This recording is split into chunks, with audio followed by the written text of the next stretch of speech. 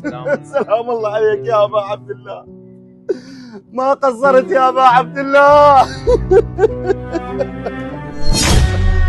سلام الله عليك يا ابا عبد الله، المواكب كلها انصبت وانا ما عندي فلوس انصب، شو اسوي؟ لا تحيرني يا ابا عبد الله، والله تعبت. حيدر ميرزا، حياك الله ابو علي.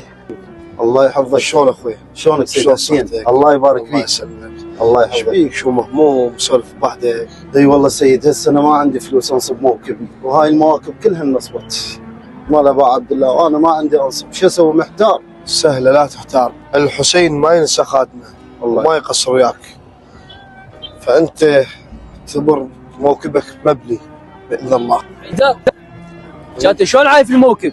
صديق كذي بموكبك. كانت غير ناصبه هناك. ما عندي موكب انا عمي. وش المعنى؟ يابا موكبك شو القضيه؟ هسه العالم هناك كله انت متبرك. كل سنه تنصب وذاك موكبك.